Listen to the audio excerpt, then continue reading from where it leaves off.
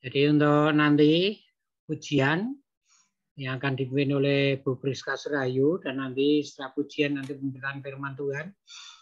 Waktu untuk pemberitaan firman Tuhan nanti penyampaian 30 menit dan nanti dilanjutkan dengan sesi tanya jawab yang akan dipandu oleh moderator. Waktu kita nanti sampai jam 8.45 menit. Ya, ini waktu yang kita gunakan untuk Zoom malam hari ini. Untuk itu mari kita akan mulai, kita akan datang kepada Tuhan, kita akan berdoa. Terima kasih Tuhan, kami bersyukur kepada buat malam ini. Jika Tuhan boleh pertemuan kami kembali dalam ibadah virtual Zoom malam hari ini, untuk kami boleh mempelajari kebenaran firman-Mu. Ya Tuhan boleh campur tangan, boleh berkati setiap kami semua yang mengambil bagian, baik hamba-Mu yang melayan pujian, yang membawakan kebenaran firman-Mu, bahkan moderator, dan juga nanti sesi tanya jawab. Tuhan boleh campur tangan berkati. Kami menyerahkan seluruh hamba-hamba-Mu, anak-anak Tuhan yang bergabung malam hari ini, baik yang belum bisa masuk, Tuhan mau campur tangan, memberkati Tuhan, sehingga pertemuan malam hari ini sungguh boleh menjadi berkat buat kami semuanya. Makasih Bapak, kami menyerahkan untuk pertemuan virtual malam hari ini pada Zoom atau pendalaman Alkitab dari awal pertengahan sampai berakhirnya, kami serahkan sepenuhnya dalam pimpinan berkat Tuhan kami Yesus Kristus. Kami siap memulai dan kami buka Zoom malam hari ini hanya dalam nama Tuhan Yesus. Haleluya. Amin. Di Tuhan, waktu saya singkat serahkan kepada Ibu Priska. Shalom. Shalom.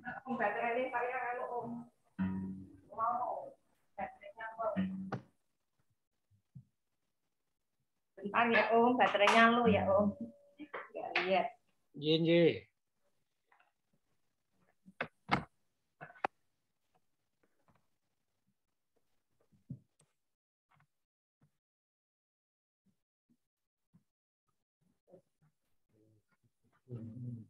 Shalom.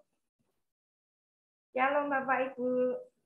Shalom, shalom. Puji nama Tuhan, salam kenal buat Bapak Pendeta Agustin, juga Om Petrus, Mbak Hana, juga yang sudah masuk di sini. Bapak Ibu yang mengikuti Zoom malam hari ini, mari kita akan belajar firman Tuhan nanti. Sebelumnya kita akan datang memuji dan menyembah Tuhan. Mari kita akan datang kepada Tuhan, kita katakan kepada Bapa lembutkanlah hatiku, lewat pujian ini biarlah kita diberikan hati yang lembut, sehingga ketika kita menerima firman Tuhan kita siap sebagai tanah yang subur kita beri firman-Nya. Bapa, lembutkanlah hatiku, supaya lebih mengasihimu. Bapa, bentuklah diriku dapat menjadi saksimu.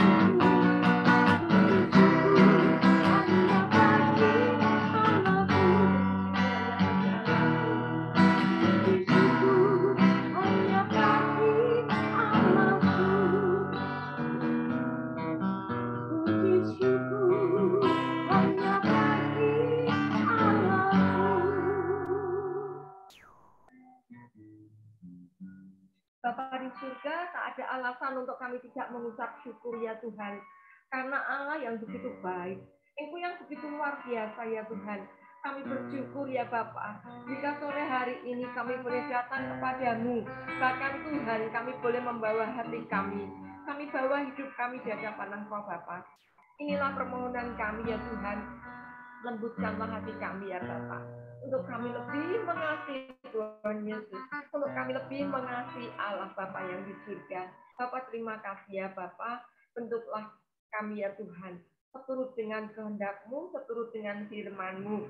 Biarlah Tuhan ketika Engkau memproses kami, membentuk kami.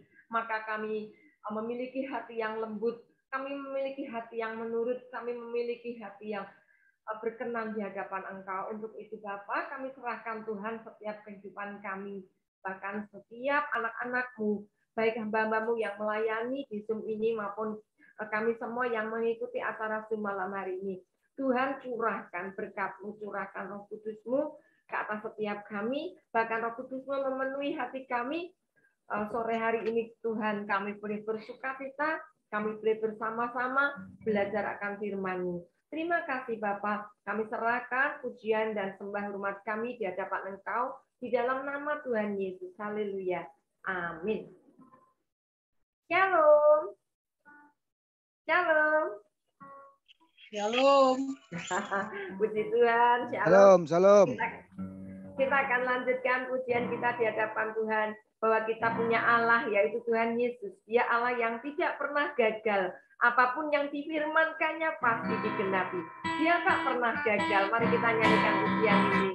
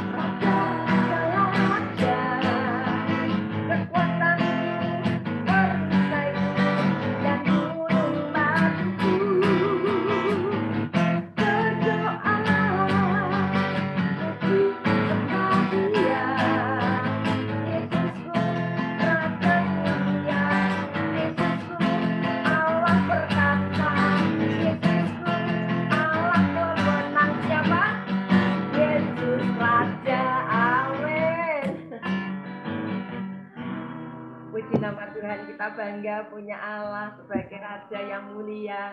Dia kekuatan kita, dia perisai kita, dia kota benteng kita, dia penyelamat kita, dia yang luar biasa. Di sini, meskipun kita ada di dalam Zoom ini, di berbagai tempat di mana kita belajar, tetapi ada satu gerakan yaitu Roh Kudus, Roh Allah yang terus bergerak. Dia layak kita puji, dia layak kita sembah. Ada gerakan Roh Allah. Itu slide-nya nggak bisa ya Om?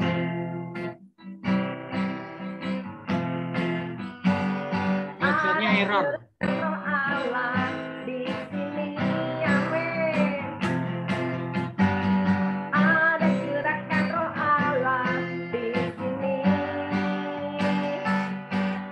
Di timur, di barat, utara dan selatan.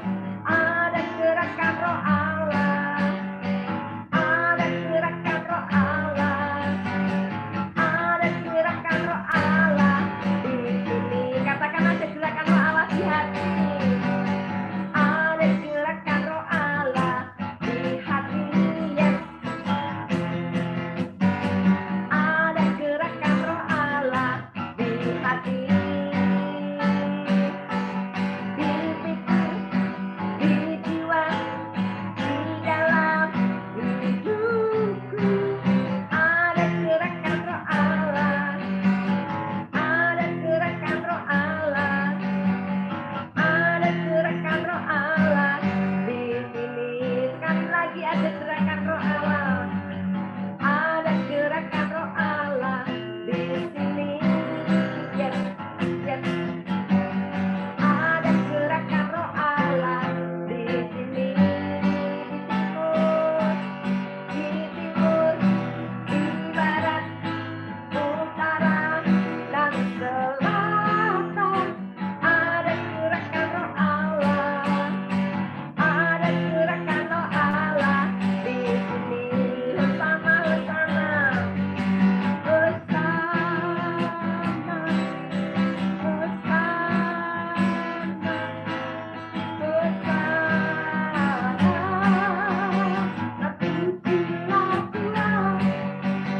terpujilah Tuhan yang datang dalam nama Yesus. Puji nama Tuhan, sore hari ini kita boleh bersukacita karena Tuhan yang begitu luar biasa. Meskipun kita ada di dalam Zoom, tetapi tetap ada gerakan Roh Allah. Amin. Puji nama Tuhan. Tiba saatnya kita akan mendengarkan, kita akan membaca, merenungkan, dan mendengarkan penjabaran firman Tuhan yang akan disampaikan oleh hamba-Nya. Kita akan katakan kepada Tuhan, "Kusiapkan hatiku Tuhan untuk dengar firman-Mu." Biarlah lewat ujian ini kita benar-benar menyiapkan hati kita, jiwa kita, pikiran kita, perhatian kita fokuskan kepada firman-Nya.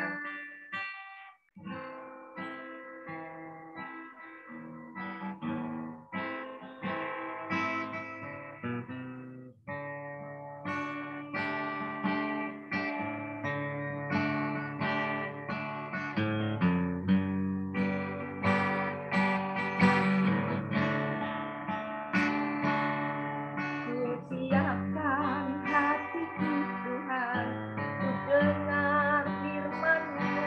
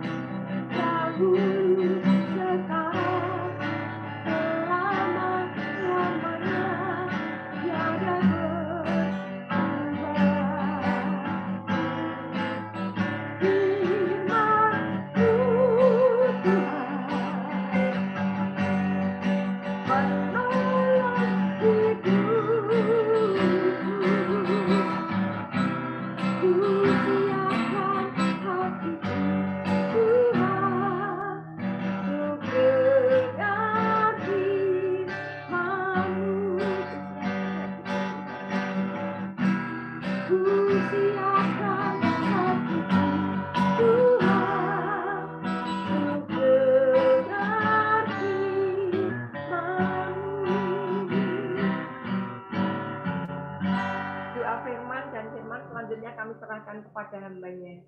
Monggo Bapak Agustin. Puji Tuhan. Mari kita berdoa. Kami datang padamu, Yesus Kristus Tuhan, firman yang hidup. Allah yang tidak pernah berubah dahulu hari ini sampai selama-lamanya. Firman yang mengubahkan hidup kami. Firman yang membuat kami lebih lagi mendekat lagi kepada Tuhan. Dan firman yang menjadi jawaban atas setiap masalah yang kami hadapi.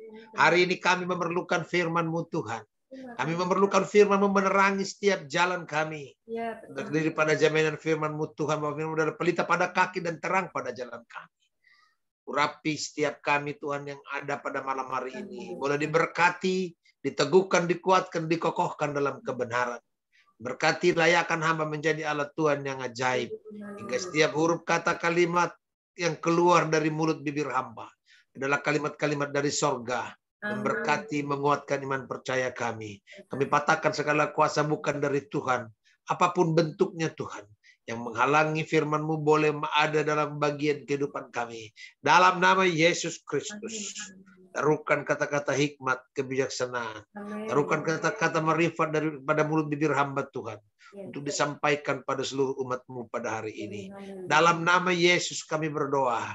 Kami siap diberkati oleh firman Tuhan. Amin. Amin. Shalom, selamat malam. Shalom. Selamat malam, Pak. Oke, puji Tuhan. Jika semua sudah bisa mendengar suara saya, tidak apa-apa, langsung di-mute saja. Berarti dengan jelas tidak ada masalah dengan audio visual yang datang dari Jakarta. Terima kasih saya sampaikan pada Tuhan Yesus Kristus, Juru Selamat kita, Tuhan yang hidup, Allah yang Esa, yang adalah Bapa kita satu-satunya yang sudah menyelamatkan kita dari segala dosa dan membawa kita lebih dekat lagi dengan Bapa di sorga. Dan pada kesempatan ini saya juga berterima kasih buat hambanya Pak Pendeta Petrus Ngadino dan juga Hana yang sudah menghubungi saya lebih daripada 3 minggu lalu kali ya. Untuk kita bisa boleh ada berjumpa pada hari ini. Saya bangga dan saya senang hari ini boleh melihat semua yang ada di grup ini. Luar biasa. Bahkan ada juga teman saya Bapak Pendeta Janfrido Sihaan, doktor ini, saudara. Ini beliau ada di sini saya lihat. Siap Pak, siap. Wah, luar biasa. Terima kasih Pastor Jan. Terima kasih juga buat seluruh hamba Tuhan yang saya bisa lihat sabut. Ada Pak Pendeta Filipus, Pak Yohanes, dan Pak Alfrida. Dan tentunya Ibu Priska ya. Terima kasih. Tuhan Yesus memberkati. Saya ditanyakan temanya apa pada hari ini. Saya berpikir apa tema saya mau saya sampaikan. Lalu saya terbersit di pikiran saya bahwa tidak ada alasan kita setiap hari untuk tidak mencari Tuhan. Maka saya beri judul temanya pada hari ini adalah 365 alasan kenapa kita harus mencari Tuhan. Dan saya yakin saudaraku dan saudara juga harus yakin pada saya bahwa saya tidak akan menjelaskan 365 ini. Kenapa? Karena tidak akan ada dalam materi saya 365 alasan. Ini adalah sebuah bahasa marketing yang ingin saya sampaikan bahwa 365 hari dalam setahun. Berarti setiap hari kita ada alasan untuk mencari Tuhan. Jadi dalam hari ini pun saya tidak akan memberikan 365 alasan. Nah, kalaupun ada, ya silakan, mungkin bisa sampai 10 kali pertemuan kan gitu ya. Jadi kalau untuk itu. Jadi temanya saya sampaikan sampai mungkin Hana juga kaget, oh ini maksudnya apa nih? 365 alasan kita. Saya pernah menyampaikan materi ini di Ambon. Lalu semua menunggu-nunggu saya sampai selesai. 365 alasan. Alasan pertama, alasan kedua. Begitu alasan kelima saya stop. Lalu dia bilang, Pak, 360 lagi kapan? Undang saya lagi ke sinilah.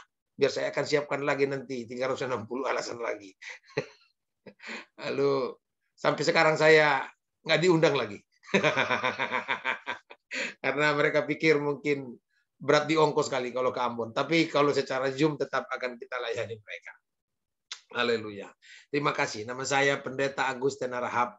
Saya juga dari Pendeta GPSDI. Saya hamba Tuhan yang sudah ada di GPSDI lebih daripada 25 tahun melayani Tuhan. Dan hari ini boleh melayani persekutuan gerejanya Pak Petrus Ngadido nih ya. Ya betul ya. Sekali lagi saya senang sekali hari ini kita boleh bersama. Mari kita buka Alkitab kita. Tema firman Tuhan hari ini terdapat dalam Yesaya pasal yang ke-55, ayatnya yang ke-6. Menjadi materi kita adalah Yesaya 55 ayat yang ke-6, demikianlah bunyi firman Allah. Carilah Tuhan selama ia berkenan ditemui. Berserulah kepadanya selama ia dekat. Haleluya. Sekali lagi warning firman Tuhan kepada kita, kepada saya, dan kepada seluruhnya umat Tuhan. Bahwa firman Tuhan ini bukan juga hanya untuk orang GPSDI, bukan juga untuk orang Kristen, tapi bagi semua umat di muka bumi ini. Carilah Tuhan selama ia berkenan ditemui, berserulah kepadanya selama ia dekat. Haleluya. Tidak ada alasan kita untuk tidak mencari Tuhan. Dan saya mau katakan kepada kita, lambat atau cepat, setiap orang akan datang pergi mencari Tuhan. Lambat atau cepat, semua orang di muka bumi ini akan datang mencari Tuhan. Bukan Tuhan yang lain, tapi mereka akan mencari Tuhan yang bernama Yesus Kristus, yang sudah mati dan bangkit di antara orang mati. Bahkan yang sudah membuka jalan ke sorga bagi kita. Setiap lidah akan mengaku. Setiap lutut akan bertelut. Dan setiap kaki akan mencari di mana Tuhan yang sesungguhnya. Maka hari ini kita berbahagia jika kita sudah menemukan Tuhan itu. Lalu pertanyaannya, kenapa kita harus mencari Tuhan, Pak? Apakah memang Tuhan itu suka-suka hilang? Atau Tuhan itu juga suka-suka pergi? Lalu kita harus pergi mencari Tuhan. Dan di mana kita harus mencari Tuhan? Dan lagi di mana kita menemukan Tuhan yang sesungguhnya? Saudara, mencari Tuhan bukan mencari Tuhan secara fisik. Bukan mencari Tuhan secara fisik seperti yang ada pada kitab Perjanjian Baru. Ada banyak orang yang pergi mencari Tuhan hanya untuk kesembuhannya. Ada banyak orang yang pergi mencari Tuhan hanya untuk menemukan di mana siapakah Yesus itu. Memang dia ada di muka bumi pada waktu itu. Dan hari ini saya sampaikan kita tidak datang untuk mencari Tuhan. Ayat ini tidak mereferensikan kita mencari Tuhan secara physically. Karena kalau kita jumpa Tuhan secara fisik, saya yakin kita tidak akan bisa hidup lagi di muka bumi. Kita tidak mencari Tuhan secara fisik. Maka jangan pernah mencari Tuhan, datang ke gereja, mencari Tuhan dengan fisik.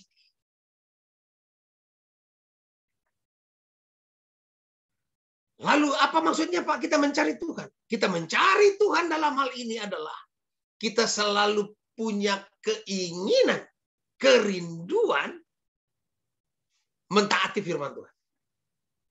Itu dia mencari Tuhan.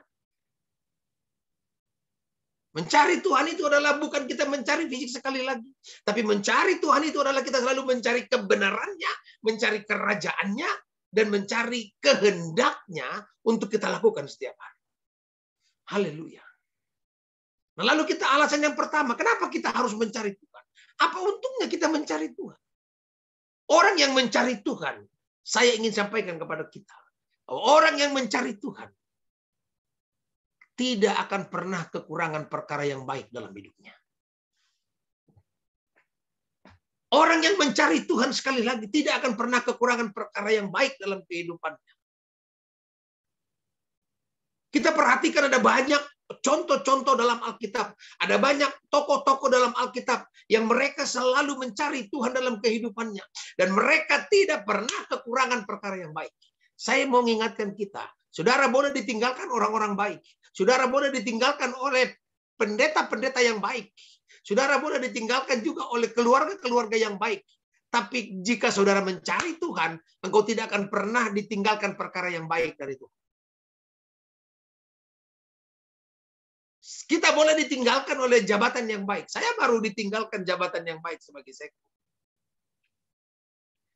Tapi saya tidak kekurangan perkara yang baik dari Tuhan sampai dekat hati. Amin, saudara. Saya boleh banyak ditinggalkan teman-teman yang baik. Teman-teman yang hebat. Sebagai seorang pendeta, kita banyak sering ditinggalkan oleh jemaat-jemaat yang baik. Pak Ngadino sebagai seorang gembala sidang yang sudah lama melayani. Dulu mungkin ada jemaatnya yang banyak, yang seorang donatur ditinggalin. Gak apa-apa, Pak. Kita boleh ditinggalkan donatur yang baik. Tapi kita tidak pernah ditinggalkan oleh Tuhan yang baik dan perkara-perkara yang baik.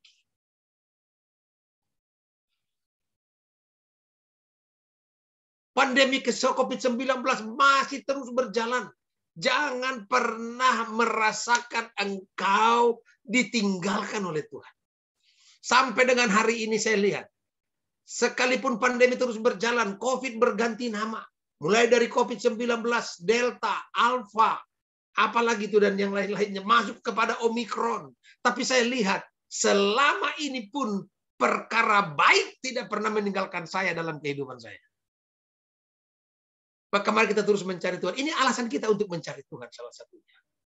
Saya mencari Tuhan bukan untuk saya mendapatkan uang.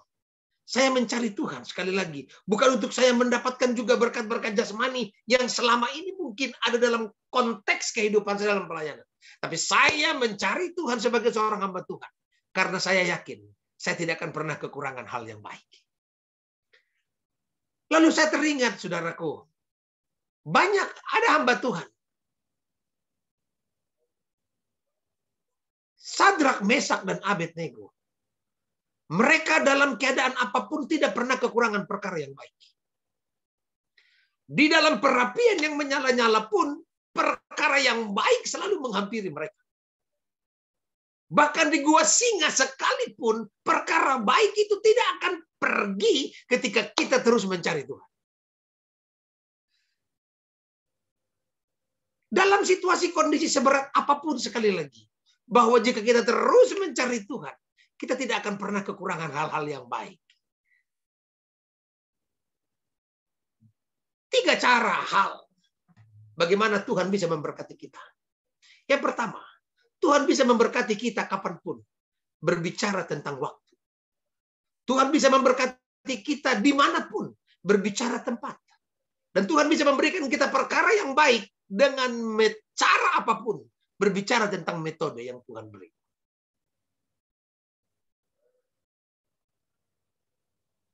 Maka tetaplah mencari Tuhan. Tetaplah kita terus mencari Tuhan setiap hari. Itu alasan pertama kita. Kenapa kita harus mencari Tuhan? Karena orang yang mencari Tuhan tidak akan pernah kekurangan perkara-perkara yang baik. Tidak akan pernah kekurangan hal-hal yang baik. Kemarin saya baru ketemu dengan seseorang di Bali, di Pulau Dewata. Lalu beliau memberikan sebuah support kepada saya, kepada anak saya. Dia bilang begini, bahwa kegagalan itu, hal-hal yang tidak baik itu ada batasnya. Hal-hal yang tidak baik itu ada batasnya. Kegagalan itu ada batasnya. Tapi keberhasilan dan perkara yang baik tidak ada batasnya bagi setiap orang yang terus mencari Tuhan.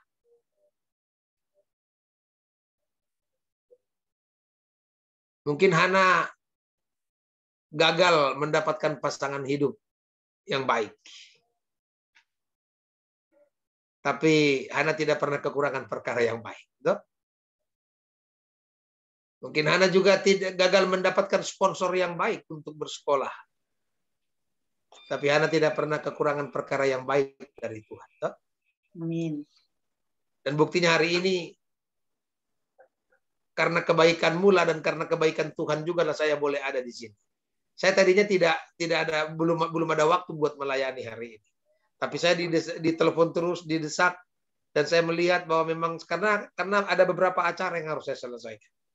Tapi karena terus saya lihat, wah ini harus diberikan perkara yang baik.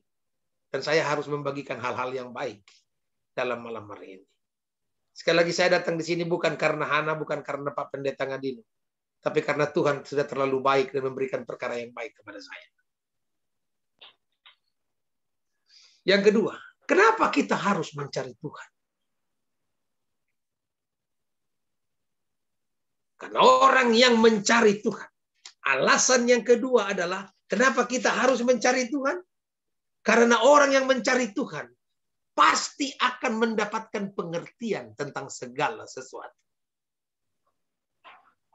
Orang yang mencari Tuhan pasti akan mendapatkan pengertian tentang segala sesuatu. Zaman-zaman sekarang ini, masa-masa sekarang ini, pengertian sangat diperlukan dalam kehidupan kita. Mengerti tentang segala sesuatu sangat diperlukan dalam kehidupan kita. Banyak orang pintar, tapi dia tidak mengerti tentang segala sesuatu. Punya IQ yang tinggi, punya gelar S1, S2, S3, tapi tidak mengerti tentang segala sesuatu. Kenapa? Karena pengertian tentang segala sesuatu adalah berbicara tentang hikmat yang Tuhan berikan kepada kita. Dan hanya orang-orang yang mencari Tuhanlah yang akan bisa mendapatkan hikmat untuk mengerti tentang keadaan. Untuk mengerti tentang segala sesuatu yang orang lain tidak akan tahu. Tidak akan mengerti.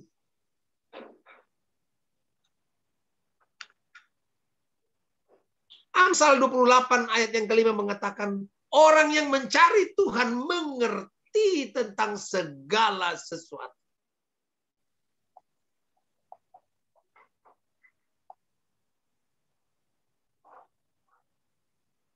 Sekali lagi, orang yang mencari Tuhan mengerti tentang segala sesuatu. Ini di luar akal sehat kita. Di luar kemampuan kita berpikir. Dan hanya sorga dan hanya Tuhan yang mampu membuat kita mengerti tentang segala sesuatu. Dan orang yang mengerti tentang segala sesuatu adalah orang yang tenang jiwanya, yang tidak pernah kaget dalam melihat, dalam menghadapi keadaan sesulit apapun. Dia akan tahu, oh ini semua ada rencana Tuhan yang indah. Ini semua ada maksud Tuhan. Kembali saya melihat bagaimana seorang kehidupan Ayub dalam kehidupannya. Ayub itu seorang yang sangat mengerti tentang segala sesuatu. Dia tahu, dia mengerti bahwa di dalam kehidupannya ada Tuhan, ada Yesus yang terus mengendalikan apapun yang terjadi dalam kehidupannya. Kalau kita tiba-tiba miskin, ya memang kita miskin, jadi kita nggak apa-apa gitu. Kalau Pak Ngadino tiba-tiba nggak ada motor, nggak usah kaget Pak, nggak usah nangis-nangis. Emang dulunya juga nggak punya motor kok. Kalau saya tiba-tiba juga hari ini nggak ada mobil lagi, kenapa saya harus menyesali dan mengatakan, kenapa ini Tuhan? Kenapa ini Tuhan? Loh enggak. Kita mengerti aja, ada maksud Tuhan di dalamnya. Kalau Hana tiba-tiba nggak bisa makan 2 hari ini, nggak usah kaget. Udah biasa kok nggak makan. Nggak usah teriak-teriak sama Tuhan. Nggak usah bilang, Tuhan kenapa ini nggak ada berkat? Nggak perlu. Nggak akan merubah ketuhanannya sekalipun kau nggak dikasih makan 2 hari. Mengertilah tentang segala sesuatu. Saya belajar dari seorang Ayub. Seorang Ayub yang diceritakan tidak pernah mengalami kemiskinan. Pada ayat yang pertama, Ayub pasal pertama dikatakan bahwa Ayub ada seorang yang saleh kaya raya di timur. Dia tidak diceritakan pernah mengalami kesusahan. Tidak pernah. Berarti ada orang memang yang ditakdirkan kaya raya. Ada. Sejak dari lahirnya, ada orang yang ditakdirkan kaya raya. Kadang mukanya memang tidak sebagus rezekinya, kira-kira begitu kan. Ada orang mukanya pas-pasan tapi memang ditakdirkan kaya raya. Mungkin kayak Ayub ini. Kalau kayak kita ini kita muka kaya raya tapi rezekinya nggak kaya raya gitu kan. Nah, kalau Ayub mukanya nggak kaya raya tapi rezekinya Tuhan memang takdirkan kaya raya dia dari awalnya. Lalu tiba-tiba secara tidak ada pemberitahuan dari Tuhan, secara tidak ada juga perencanaan yang dilihat bahwa Ayub dibikin jatuh sejatuh-jatuhnya. Mulai daripada hartanya habis, mulai kambing dombanya habis, anak-anaknya meninggal, bahkan istrinya sendiri pun mulai mengkhianati dia. Tapi Ayub berkata apa? Tuhan yang memberi, Tuhan yang mengambil. Terpujilah Tuhan. Artinya dia mengerti tentang segala sesuatu. Kenapa? Bukan karena Ayub seorang sarjana.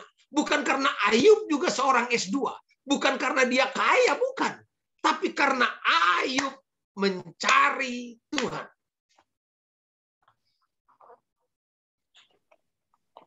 Maka dia tahu apa yang terjadi dalam kehidupannya, maka dia mengerti apa yang akan terjadi dalam kehidupannya. Bahasanya Ayub sangat luar biasa. Aku tahu Tuhan, Engkau sanggup melakukan segala sesuatu dan tidak ada rencanamu yang gagal. Saudara, dalam menghadapi kehidupan yang gagal, dalam menghadapi suasana hidup yang mungkin susah, mungkin juga dalam keadaan tidak baik kondisi kita harus mencari Tuhan. Dan kita akan mengerti tentang segala sesuatu. Dan kita akan berkata, aku tahu Tuhan, Engkau sanggup melakukan segala sesuatu. Tidak ada rencanamu yang gagal. Amin. Tuhan bukan hanya sanggup memberkatimu. Tuhan bukan hanya sanggup memberikan kelimpahan kepada Ayub. Tapi Tuhan juga sanggup menginginkan Ayub menderita semenderita mungkin. Bukannya Ayub tidak memuji Tuhan. Bukannya Ayub juga tidak mencari Tuhan. Dia mencari Tuhan.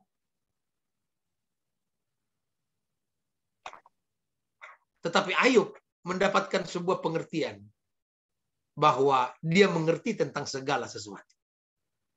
Menjadi ibu-ibu, jadilah mencari ibu-ibu yang mencari Tuhan.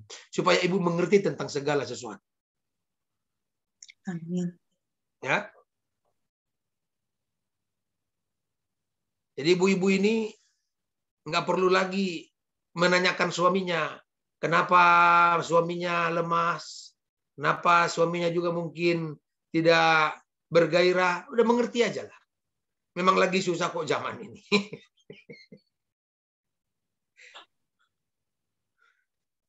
Kita berdoa supaya ibu-ibu yang hadir pada malam hari ini adalah ibu-ibu yang mencari Tuhan dan mereka mengerti tentang segala sesuatu. Mengerti tentang keadaan yang sedang ada pada hari ini.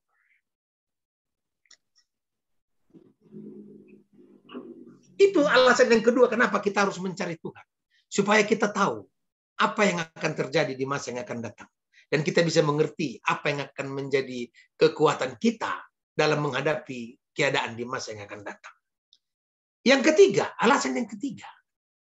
Kenapa kita harus mencari Tuhan? Kita mencari Tuhan karena pada Tuhanlah tempat kita untuk mengadukan perkara kita. Pada Tuhanlah tempat kita mengadukan perkara kita. Sekali lagi cari Tuhan untuk mengadukan perkaramu. Saya yakin kita semua punya perkara masing-masing. Saya punya perkara mungkin anak uang kuliah anak, perkara pelayanan, perkara hal-hal yang lain, ekonomi dan lain-lain. Saya punya banyak perkara. Dan pada Tuhanlah kita harus mengadukan perkara kita. Bukan pada gereja. Bukan pada sekolah. Bukan pada mertua. Dan bukan pada bos. Bukan pada pimpinan. Tapi pada Tuhan yang sanggup menyelesaikan segala perkara.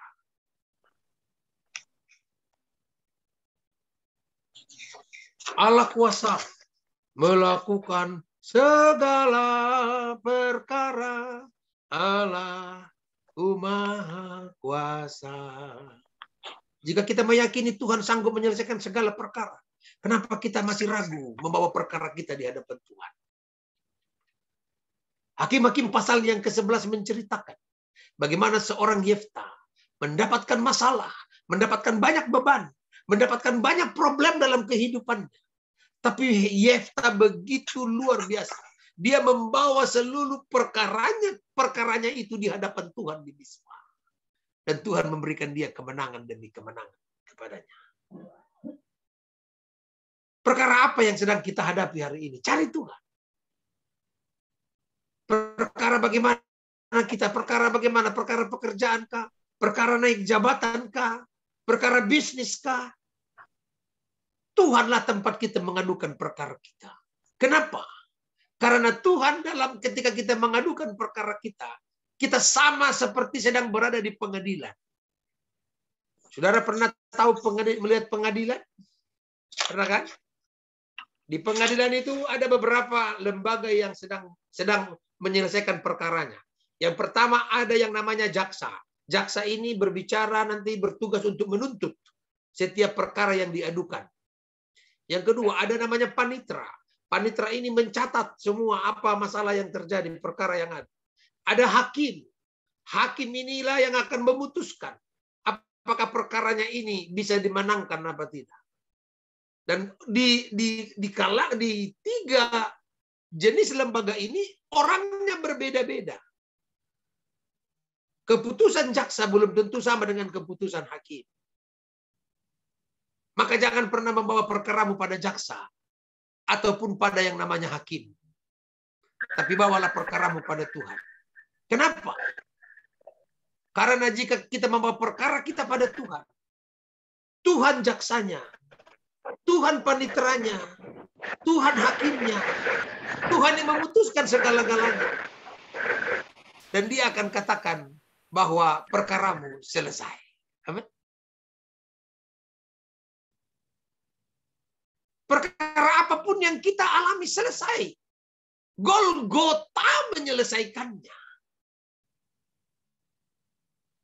Maka cari Tuhan. Segala perkara yang kita miliki, kita taruh pada kakinya. Taruh pada kaki salibnya. Perkara yang kita hadapi, Tuhan akan katakan, sudah selesai. Tidak ada yang lain lagi.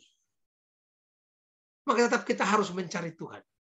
Jangan pernah tidak mencari Tuhan setiap hari. Artinya mencari kehendaknya, mencari kebenarannya, mencari keinginan yang Tuhan inginkan untuk kita lakukan.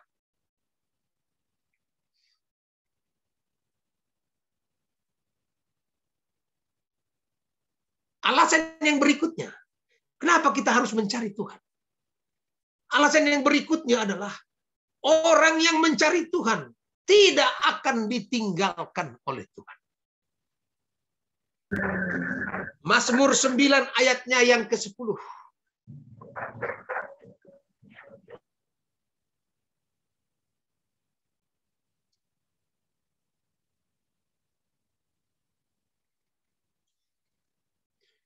Mazmur 9 ayatnya yang ke-10, ayatnya ke-11. Orang yang mengenal namamu percaya kepadamu. Sebab tidak kau tinggalkan orang yang mencari engkau ya Tuhan. Haleluya. Bayangkanlah kalau kita tidak pernah ditinggalkan oleh Tuhan. Betapa nyamannya hidup kita. Betapa enaknya hidup kita. Betapa kita tidak akan takut menghadapi apapun. Mazmur 23 memberikan janjinya kepada kita. Bahwa dalam lembah kegelapan pun aku tidak takut bahaya. Karena gadamu dan tongkatmu itulah yang menghibur aku. Karena orang yang mencari Tuhan tidak akan ditinggalkan. Dalam lembah kegelapan aku tidak takut bahaya. Dalam pengangguran aku tidak takut Tuhan. Karena gadamu dan tongkatmu itulah yang akan melindungi aku. Karena Tuhan tidak akan pernah meninggalkan saya. Dalam keadaan perusahaan goncang pun Tuhan, aku tidak akan takut. Kenapa? Karena orang yang mencari Tuhan tidak akan ditinggalkannya. Dalam keadaan ibadah sedang online pun, dan tidak ada undangan khotbah pun Tuhan, aku tidak pernah takut. Kenapa? Karena tidak akan pernah kau tinggalkan orang yang mencari Tuhan. Bahkan dalam keadaan seorang janda pun, aku tidak takut Tuhan. Karena orang yang mencari Tuhan tidak akan pernah ditinggalkannya. Saudara yang diberkati oleh Tuhan, saya mau katakan kepada kita, tetap cari Tuhan. Karena orang yang mencari Tuhan tidak akan pernah ditinggalkannya. Saya lebih baik ditinggalin sama Pak Ngadino. Nggak apa-apa, Pak. Nggak usah juga jadi pengikut saya. Nggak ada masalah. Yang penting jangan Tuhan yang meninggalkan saya. Bahkan saya ditinggalkan oleh sinode ini pun nggak peduli saya. Kenapa? Karena bagi saya Tuhan di atas segala-galanya. Jika Tuhan tidak meninggalkan saya, dan saya siap akan terus mendapatkan penyertaan daripada Tuhan. Haleluya. Saudara diberkati oleh Tuhan. Marilah tetap kita terus mencari Tuhan. Jangan pernah tidak mencari Tuhan. Karena orang yang mencari Tuhan tidak akan pernah ditinggalkan oleh Tuhan. Saudara, kita punya orang tua. Kita punya orang tua masing-masing. Dan kita paling sedih, paling kita khawatir ketika orang tua kita meninggalkan kita. Artinya ketika ada perpisahan, meninggalkan kita, kita pasti akan merasa seperti seorang yatim piatu. Tetapi Tuhan, Yesus, tidak akan pernah meninggalkan kita. Dia akan terus menjaga kita, dimanapun dan kapanpun waktunya. Haleluya. Yang terakhir, alasan yang terakhir malam hari ini. Nah, ini baru malam hari ini alasan yang terakhir. Kan masih ada beberapa ratus lagi nanti kan yang kita akan perbaikan.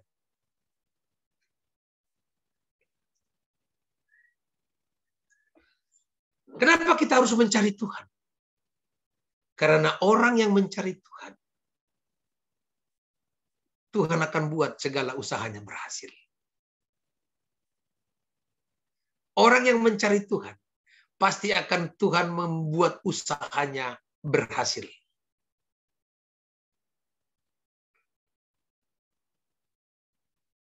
Dua Tawarik 26 ayatnya yang kelima. Kita lihat pedoman yang diberikan Alkitab kepada kita lewat ayat ini. Lihat baik-baik. Raja Uzia. 2 Tawarik 26 ayatnya yang pertama hingga ayat yang kelima, demikian bunyi firman Allah. Segenap bangsa Yehuda mengambil Uzia yang masih berumur 16 tahun dan menobatkan dia menjadi raja menggantikan ayahnya Amazia. Ia memperkuat Elot dan mengembalikannya kepada Yehuda sesudah raja mendapatkan perhentian bersama-sama dengan nenek moyangnya. Uzia berumur 16 tahun pada waktu ia menjadi raja dan 52 tahun lamanya ia memerintah di Yerusalem. Nama ibunya ialah Yekholia dari Yerusalem. Ia melakukan apa yang benar di mata Tuhan, tepat seperti yang dilakukan Amazia ayahnya. Ia mencari Allah selama hidup Zakaria yang mengajarnya supaya takut akan Allah. Dan selama ia mencari Tuhan, Allah membuat segala usahanya berhasil. Haleluya. Gampang. Saudara mau usaha saudara berhasil, cari Tuhan. Jangan cari pendana. Jangan cari pinjaman. Jangan cari kita harus mencari agunan untuk kita bisa berhasil. Cari Tuhan. Konteks keberhasilan dari Tuhan bukanlah ketika kita panen lalu kita juga mendapatkan uang berlimpah-limpah, tidak. Keberhasilan dalam ayat ini mengingatkan kita bahwa selama kita mencari Tuhan, ia akan membuat segala usaha kita berhasil.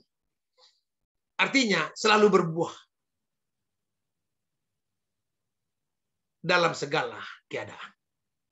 Mau berhasil sebagai seorang mahasiswa, cari Tuhan. Mau berhasil menjadi sebagai seorang ibu-ibu, cari Tuhan. Percayalah, orang yang mencari Tuhan, akan Tuhan buat setiap usahanya berhasil. Amin. Saya serahkan kembali kepada moderator.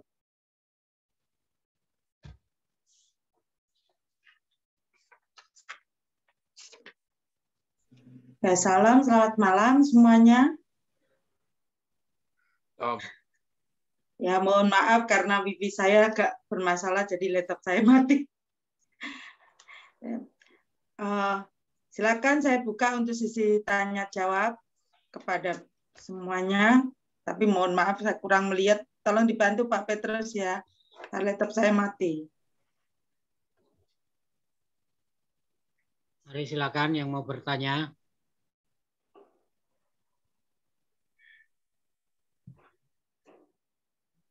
Ya, silakan. Ada yang nyalakan ini enggak, Pak? Saya kurang bisa melihat karena apa? Belum ada yang bertanya. Mungkin masih malu. Di sini semua ada Kakak Afrida. Silakan Pak Filipus. Oh, iya, silakan Pak Filipus. Terima kasih Pak. Tadi Bapak Pendeta sudah menjelaskan alasan mencari Tuhan. Nah, saya nanti mau dijelaskan bagaimana kalau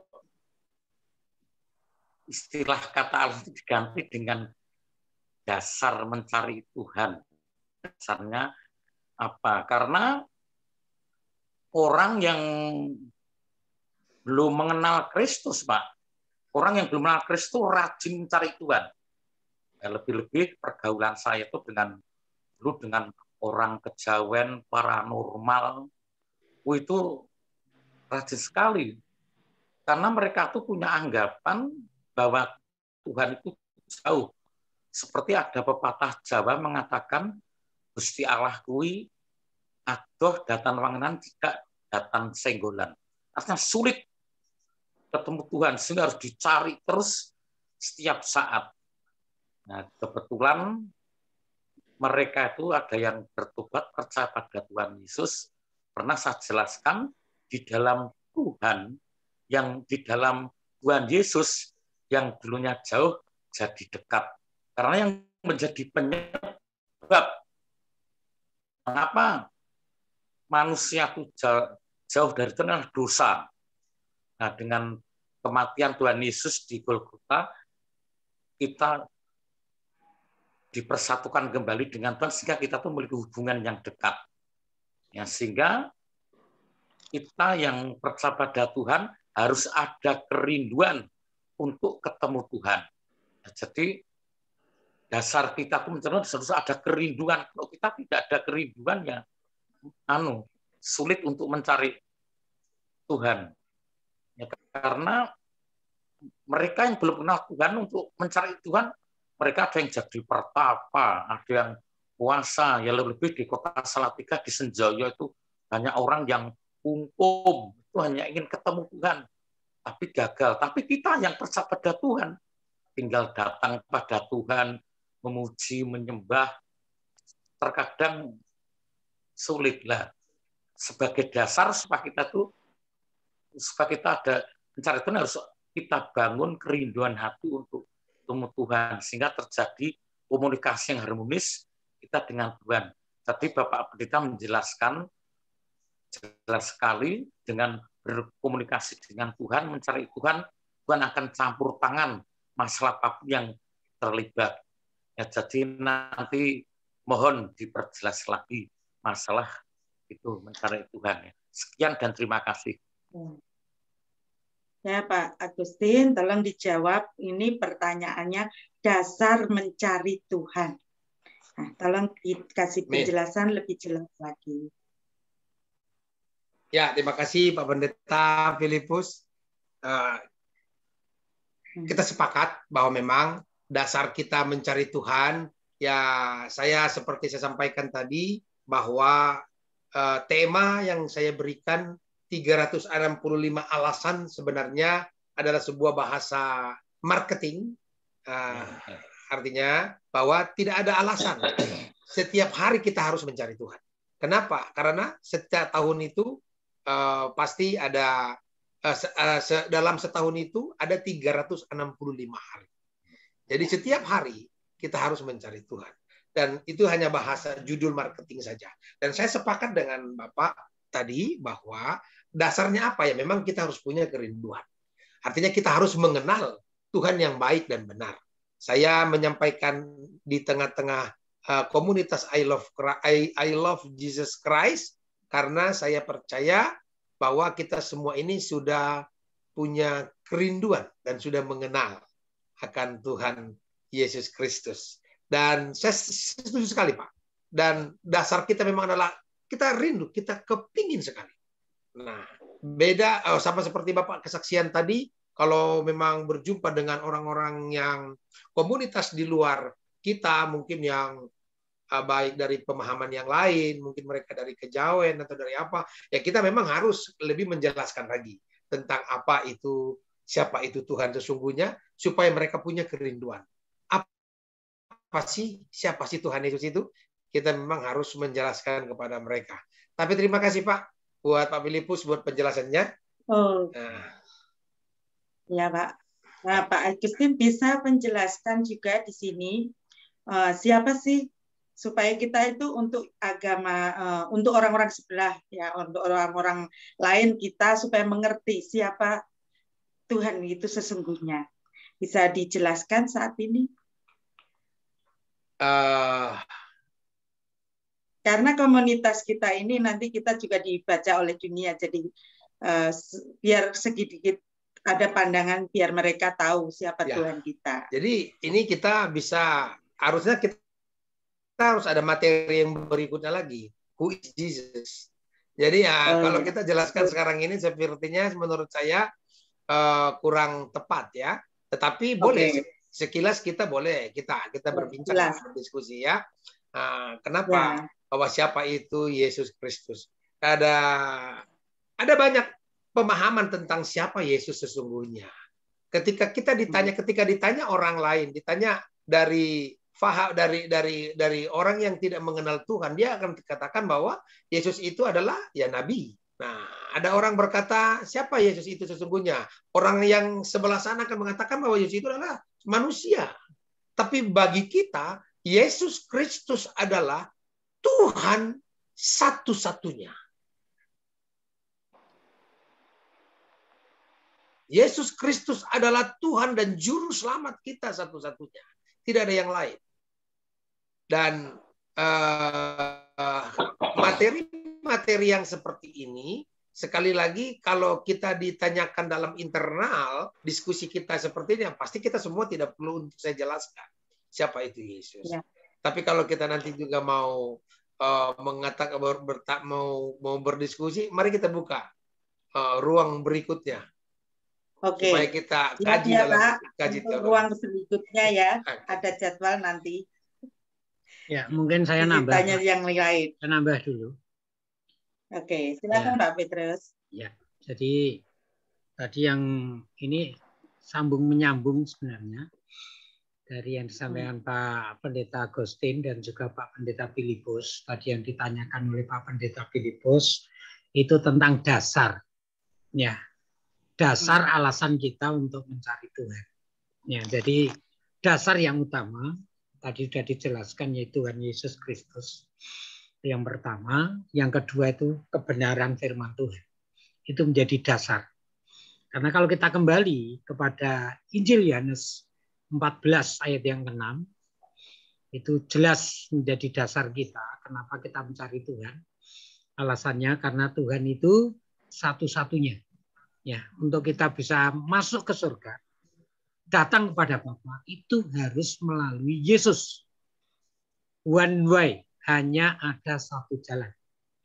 Bahkan di dalam Kisah Para Rasul, pasal yang ke-12 ayat yang keberapa itu, ya saya kurang lupa-lupa ingat, tapi dikatakan di bawah kolong langit ini tidak ada nama lain yang dapat menyelamatkan manusia kecuali di dalam Tuhan Yesus. Itulah dasar kita. Di bawah kolong langit ini. Jadi tidak ada nama lain. Ini menjadi dasar kekuatan kita, keyakinan kita. Kenapa kita harus mencari Yesus, mencari Tuhan. Dasarnya itu. Yang pertama, keselamatan hanya ada di dalam Tuhan Yesus. Dan hanya ada satu jalan saja untuk mendapatkan keselamatan yang kekal, yaitu di dalam Tuhan Yesus. Karena di luar Tuhan Yesus tidak ada keselamatan. Ini menjadi dasar kita. Ya, jadi oleh sebab itu kita perlu mengerti betul. Tadi kita butuh yang namanya pengertian hikmat yang dari Tuhan. Ya, firman Tuhan itu menjadi sumber hikmat kita, pengertian kita. Kalau kita memiliki pemahaman yang benar, kita memiliki pengertian yang benar, maka janji Tuhan itu ya dan amin. Ya, kita tidak akan pernah gagal dalam menghadapi apapun. Ya, manusia boleh meninggalkan kita. Orang yang terdekat boleh meninggalkan kita. Jabatan boleh meninggalkan kita. Tetapi Tuhan kita tidak pernah meninggalkan kita. Inilah alasannya yang saya tangkap tadi disampaikan oleh hambanya. Dan ini memang alasan kita. Kenapa kita harus mencari Tuhan? Karena Dia selalu setia menolong, menyertai, memimpin hidup kita. Kadang kita tidak setia. Ya, kadang kita tidak taat. Tetapi Tuhan, wow, luar biasa. Dia selalu setia menolong, menyertai, memimpin, memberkati kita. Dan Tuhan tidak pernah tinggalkan kita. Amin. Itu sedikit tambahan. Ya, silakan. Ya, terima kasih Pak Petrus. Silakan yang lain mau bertanya. Pak Petrus sambil mohon maaf. Ada Ibu Maria Kendek kayaknya. Oh, silakan Bu Maria.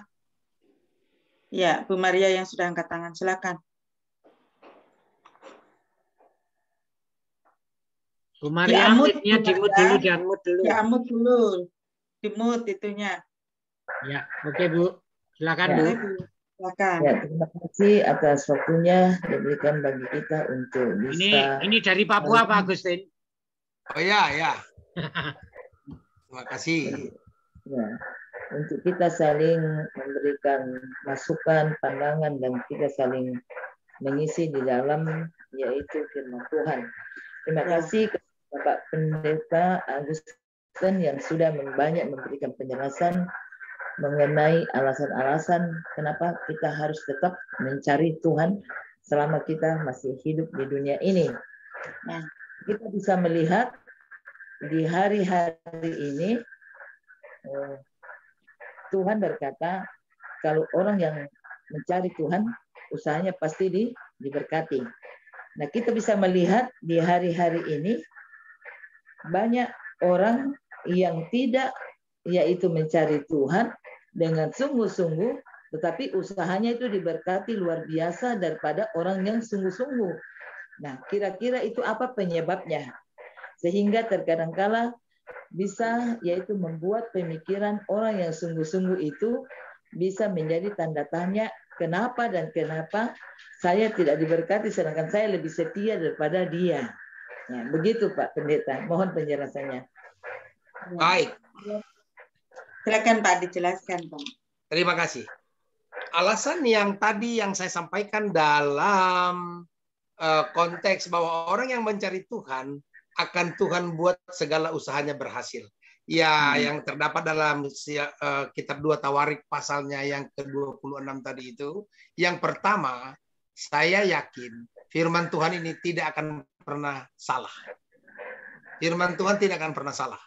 Dan ketika firman Tuhan memberikan contoh seorang raja usia yang masih muda, dan dalam janji firman Tuhan kepadanya, bahwa ketika engkau mencari Tuhan, engkau akan berhasil. Tuhan akan membuat segala usahanya berhasil.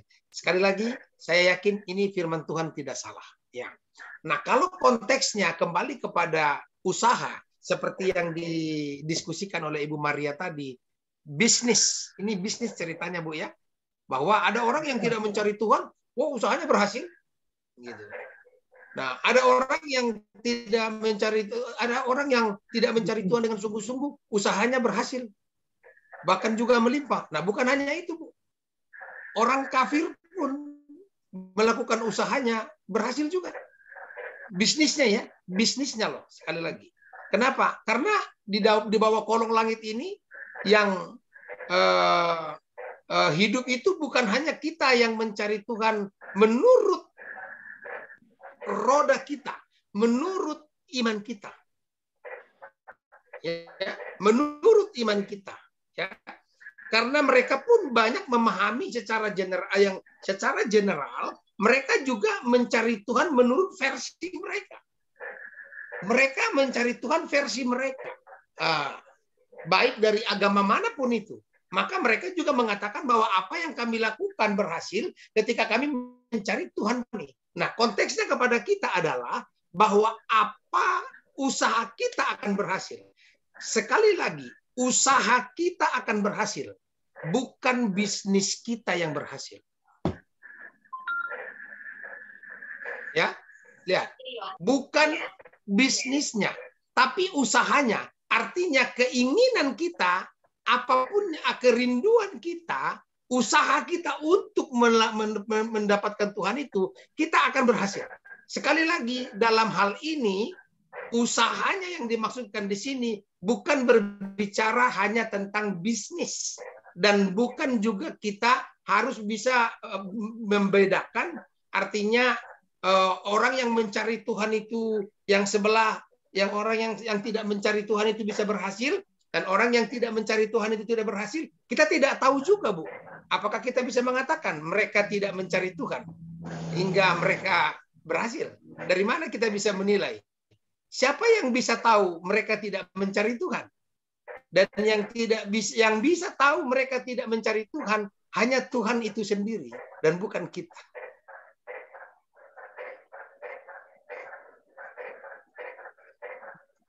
Yang bisa tahu, jadi wewenangnya hanya pada Tuhan ya, Bapak. Yang bisa tahu dia mencari Tuhan apa tidak hanya Tuhan dan dirinya dia sendiri. Saya tidak bisa mengatakan kepada Pak Petrus bahwa Pak Petrus itu orang yang tidak mencari Tuhan.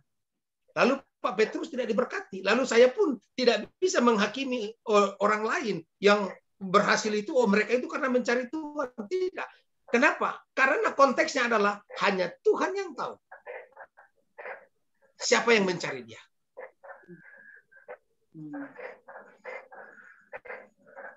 Oke, Bu Maria, bagaimana? Masih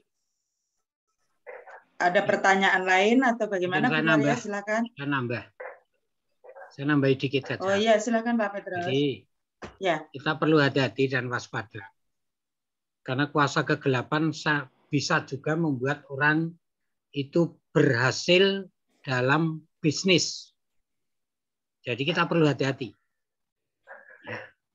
Kuasa kejahatan itu juga mampu melakukan mujizat. Ya, tetapi kembali kita bisa melihat kemurnian hati kita di dalam Tuhan itu akan teruji. Apakah orang itu benar-benar mencari Tuhan atau tidak? Karena orang yang benar-benar mencari Tuhan, berkatnya itu akan terus mengalir dan melimpah. Tetapi orang yang tidak benar di dalam Tuhan, itu ada batasan waktu. Suatu saat usahanya itu akan hancur. Di saat ditinggalkan oleh kuasa kegelapan yang menyertai dia. Suatu contoh, banyak orang dunia, orang yang tidak mengenal Tuhan, dia bisa mengejar kekayaan dengan berbagai cara. Ada yang semedi di Gunung Kawi, ada yang kungkung di Senjoyo, ya seperti Pak Filipus tadi katakan. Itu dia mencari kekayaan. Jangan salah. Dan itu diberkati loh. Ya toh, berhasil juga. Tetapi kita kembali. Nanti itu akan teruji, terbukti, berbicara tentang kemurnian hati dan kesungguhan hati. Benar enggak orang itu mencari Tuhan? Itu akan dibuktikan. Ya, oleh sebab itu, kita tidak bisa menghakimi, seperti kata Pak Agustin tadi, penghakiman itu haknya Tuhan. Ya, tapi kita bisa melihat fakta dan bukti yang ada yang akan terjadi. Ya, itu yang akan kita perhatikan. Jadi makanya kita sebagai orang-orang yang benar-benar di dalam Tuhan, mencari Tuhan dengan sungguh-sungguh, tidak usah memiliki iri hati dengan mereka.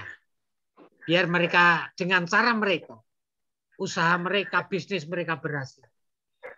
Biarkan saja. Kita serahkan aja kepada Tuhan. Biar Tuhan yang beracara di dalam kehidupan kita masing-masing. Terima kasih. Oke. Bagaimana Bu Maria? Masih sudah puas atau masih ada pertanyaan lain? Ya, maksud saya begini. Kita kan mencari Tuhan itu dalam sisi ada jasmani dan rohani. Yaitu kalau dalam sisi rohani, yaitu di dalam satu keluarga, kita pergi mencari Tuhan, yaitu beribadah bersama dengan anak-anak, sekeluarga lah. Pasti kita dinilai Tuhan dan pasti kita diberkati. Tapi juga kita bisa melihat, yaitu mungkin ada keluarga-keluarga lain yang tidak serius di dalam mencari Tuhan, tetapi yaitu hidupnya itu diberkati. Maksud saya begitu yang tadi, secara rohani. Kalau usaha itu kan bisa saja usaha, yaitu mungkin usaha dari pendidikan anak-anak kita, usaha yaitu kita berlomba-lomba di dalam mengejar kebenaran firman Tuhan, atau yaitu membawa hidup kita kepada Tuhan. Itu yang maksud saya tadi bertanyakan demikian. Kita lihat sekarang kan banyak yaitu orang-orang yang tidak sungguh-sungguh, tetapi yaitu usahanya itu diberkati, tapi bukan dari sisi yaitu bisnis, yaitu usahanya yang mungkin anaknya yaitu diberkati, bahkan yaitu ada hamba Tuhan yang sudah memang sungguh luar biasa, tetapi anaknya itu yaitu belum diberkati seperti dari satu keluarga yang lain tadi, yang satunya ini. Oke. Ya. Terima kasih, Bu. Dan saya menanggapi ya. Oh, silakan, Pak. Ya, saya dulu, Pak. Saya menanggapi dari Bu Maria Gandek ini. Yang jelas, orang yang sungguh-sungguh dengan yang tidak sungguh-sungguh, itu pasti diberkati orang yang sungguh-sungguh mencari Tuhan. Ya, itu janji Tuhan. Ya, kalau orang yang tidak sungguh-sungguh, kok diberkati Tuhan, melebihi orang yang sungguh-sungguh. Ini ada tanda tanya besar. Ya, karena kita berdasarkan janji Tuhan. Ya, jadi tadi kalau secara rohani, saya yakin orang yang sungguh-sungguh mencari Tuhan itu akan lebih diberkati hidupnya, baik rohani dan jasmani. Tetapi orang yang tidak sungguh-sungguh, secara rohani dia tidak mungkin diberkati lebih daripada orang yang sungguh-sungguh.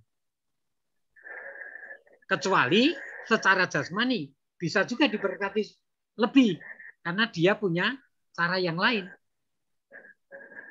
Ini kita kembali kepada kebenaran firman Tuhan. Itu saja. Moga Pak Agustin. Ya, terima kasih, Pak. Ya, memang artinya dalam memahami tentang sebuah pemahaman ya bahwa orang yang mencari Tuhan pasti akan berhasil. Nah, kalau yang tapi ada juga orang yang tidak mencari Tuhan, bahkan pendeta gitu. Kalau kita itu dia tidak berhasil, kenapa? Ya mungkin saya hanya sedikit berbagi saja, Bu, bahwa dalam hal mencari Tuhan kita tidak ada pada posisi untuk membandingkan A dengan B. Sekali lagi saya mau katakan bahwa kita mencari Tuhan sekali lagi bukan hanya semata-mata supaya segala usaha kita berhasil. Itu adalah salah satu alasan di dalam lebih daripada 365 alasan lain lagi kenapa kita harus mencari Tuhan. Itu hanya salah satu alasan, bukan satu-satunya alasan kita mencari Tuhan lalu supaya usaha kita berhasil dan orang yang tidak mencari Tuhan itu tidak menjadi berhasil atau bagaimana? Pembandingan. Jadi sekali lagi memahami hal yang seperti ini, memahami tentang apa yang saya sampaikan tadi bukan untuk kita membandingkan. Kenapa yang tidak mencari Tuhan lebih berhasil daripada orang yang mencari Tuhan? Yang berikutnya, sekali lagi, saya yakin firman Tuhan tidak salah. Mutlak. Amin. Tidak salah. Dan saya berpegang pada ayat ini. Bahwa ia mencari Allah selama hidup Zakaria. Mengajarkan supaya takut akan Allah. Dan selama ia mencari Tuhan, Allah membuat segala usahanya berhasil. Dan kalau ada mungkin menurut ukuran pandangan Ibu Maria, bahwa oh ini dia mencari Tuhan. Tetapi dia tidak berhasil. Itu saya tidak berani untuk menilainya. Tapi saya tetap akan berpegang pada firman Allah. Itu Bu, kira-kira. Terima kasih. Terima kasih Bu. Ya, sudah jelas kan Bu Maria. Oke. Sekarang saya ingin bertanya ya Pak Agustin. Kalau memang itu kita mencari Tuhan, semuanya disertai Tuhan dan berhasil. Yang saya tanyakan, biasa orang kalau lagi susah, memang susah mencari Tuhan itu mudah gitu. Tapi kalau kehidupan itu tenang-tenang aja, itu biasa orang mencari Tuhan itu sangat sulit lah. Bahkan biasanya malah bisa melupakan Tuhan karena kehidupannya yang senang. Ini dari bangsalan yang dari bahasan kita ya. Apakah bagaimana cara kita untuk supaya kita walaupun dalam keadaan diberkati sekalipun ataupun dalam keadaan yang berlebihan ataupun kita merasakan senang atau kehidupan yang tenang-tenang kita bisa mencari Tuhan juga. Itu caranya bagaimana yang harus kita lakukan. Baik. Salam. Terima kasih Ibu Hana. Dan tadi awal sampaikan bahwa kita mencari Tuhan bukan mencari. Kita mencari visi sama seperti Bartimeus mencari Tuhan, sama seperti Sakeus mencari Tuhan, dan sama seperti perwira di Kana mencari Tuhan, secara fisik. Tapi tadi saya sampaikan bahwa kita mencari Tuhan di sini adalah kita mencari kehendaknya. Kita mencari kehendak Tuhan. Kita mencari kerajaannya. Kita mencari apa yang dimaunya Tuhan. Apa maunya Tuhan, itu yang kita cari. Jadi, kalau maunya Tuhan yang kita cari, dalam keadaan apapun, maupun kita dalam keadaan susah, maupun kita dalam keadaan mungkin tidak baik, apabila kita hanya mencari kehendaknya Tuhan, bukan fisiknya Tuhan, maka tidak ada yang bisa mempengaruhinya. Karena kita tidak akan pernah menemukan fisiknya. Yang kita tahu adalah kehendaknya. Tentunya apa? Ya firman Tuhan. Ini dia. Di dalam firman Tuhan itu kehendaknya apa? Kehendaknya dia ya kita harus pikul salib, ya pikul salib. Nah, itu kehendaknya. Kehendaknya Tuhan apa? Ya kehendaknya Tuhan. Supaya kita juga mungkin bisa mati dan menderita bersama dengan Kristus. Ya itu kehendaknya. Itu yang kita cari. Ya. Jadi artinya tidak ada masalah dengan kondisi kita hari ini sakit. Saya sama 2-3 hari ini kondisi tidak baik, badan ngilu, flu, batuk, segala macam. Tapi saya tidak bisa dipengaruhi karena saya bukan mencari Tuhan secara fisik atau saya mencari kesembuhannya, tapi saya mencari kehendaknya bahwa hari ini saya harus bisa menjadi berkat di komunitas I Love Jesus Christ. Okay. Dan satu pertanyaan, Pak. Mengapa kita manusia ini membutuhkan penebus? Karena kita orang berdosa. Dan karena kita semua manusia sudah jatuh dalam dosa. Itu jawaban yang menurut saya tidak bisa ditawar-tawar. Kita butuh penebus. Karena memang kita berdosa dan hanya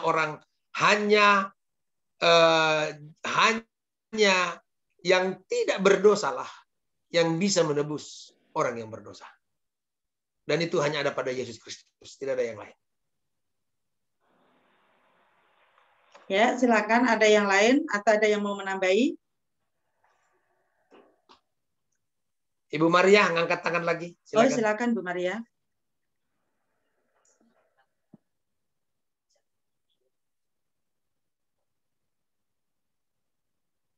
Masih di mute, Bu. Di mute dulu. Kalau kita mencari Tuhan, pasti itu digerakkan oleh Roh Kudus dalam hati kita. Ya, sehingga dengan sukacita kita pergi melayani Tuhan. Entahkah itu pergi ke gereja bersama dengan keluarga, ataupun yaitu ibadah-ibadah yang lain, persekutuan yang kita ikuti. Berarti itu Roh Kudus masih berdiam di dalam hati kita, karena kita ada mempunyai satu komitmen, kita mempunyai keterbukaan hati untuk mau datang mencari pribadi Yesus, yaitu di dalam hidup kita. Nah, bagaimana dengan yaitu Roh Kudus, yaitu apakah bisa tinggal selamanya dalam hidup orang itu, kalau yaitu ada sesuatu yang mengikat kehidupannya, mungkin hatinya tidak damai sejahtera, ataupun ada hal-hal yang dia yaitu lagi mungkin selesai marahan dengan keluarga dan dia pergi melayani. Apakah Roh Kudus itu bisa tinggal terus dalam hatinya, ataukah Roh Kudus keluar? Begitu Pak. Ya, jadi pertanyaannya. Silakan Pak Agustinus. Kalau kita mencari Tuhan itu kan berdasarkan Roh Kudus. Iya, menggerakkan hati kita. Nah, pasti dalam sukacita dan ini. Yang dimaksud Maria itu pertolongan Roh Kudusnya bagaimana gitu. Saya meluruskan, Mbak Ana, saya luruskan yang ditanyakan Bu Maria itu, apakah Roh Kudus itu akan tinggal selamanya di dalam hidup kita? Ini yang ditanyakan. Kalau kita ya, kalau kita itu sedang marah atau enggak ada damai, apakah Roh Kudus masih tetap tinggal atau tidak? Ya, saya mencoba menjawab sebelum nanti Pak Agustin. Roh Kudus bisa meninggalkan kita kalau kita tidak taat setia kepada Tuhan. Contohnya Saul. Saul kehilangan urapan Allah. Roh Kudus meninggalkan Saul. Karena apa? Saul memiliki rasa iri dengki terhadap Daud. Bahkan mempunyai rencana yang jahat mau membunuh Daud. Sehingga Roh Kudus, urapan Allah itu hilang. Meninggalkan Daud. Meninggalkan Saul. Akhirnya Saul mengalami kehancuran dalam hidupnya. Jadi saya katakan Roh Kudus bisa meninggalkan kita kalau kita tidak menjaga hubungan yang baik dengan Tuhan. Terima kasih. Monggo Pak Agustin. Oke. Ya, terima kasih silakan, Pak. Ada penjelasan lain? Ya, apakah Roh Kudus itu ada pada kita ketika kita marah-marah? Apakah Roh Kudus itu ada pada kita ketika kita tidak hubungan baik dengan saudara? Nah, tadi Pak Adino sudah memberikan contoh bahwa Roh Allah itu bisa meninggalkan kita. Bahwa dicontohkan seperti Saul. Ketika Roh Allah ada pada Saul, maka damai sejahtera, sukacita, dan juga ketenangan menjadi bagian dia. Tetapi ketika Roh Allah meninggalkan Saul, maka kegelisahan dan ketidaktenangan itu akan terus menghantui dan mewarnai setiap hati Saul. Dan itu dibuktikan. Dan Saul sampai pada masa akhirnya pun, pada akhir hayatnya pun, Roh Allah tidak berdiam di dalamnya dia lagi. Artinya dari contoh yang tadi yang disampaikan Pak Ngadino, bahwa Roh Allah itu bisa meninggalkan kita.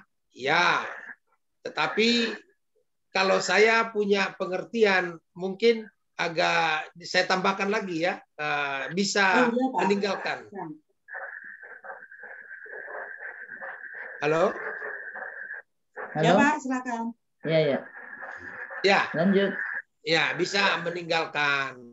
Tetapi bagi saya roh Allah itu, Roh Kudus itu nggak mungkinlah meninggalkan kita, karena Tuhan katakan bahwa Dia tidak akan meninggalkan kita, Dia akan memberikan penolong bagi kita. Dan kita tidak akan menjadi seorang yatim piatu ketika Yesus naik ke sorga. Dia akan meninggalkan penolong yang akan terus tinggal bagi kita setiap hari. Masalahnya adalah bukan pada waktu kita katakan bahwa kita marah-marah, Roh Kudus nggak ada. Ada.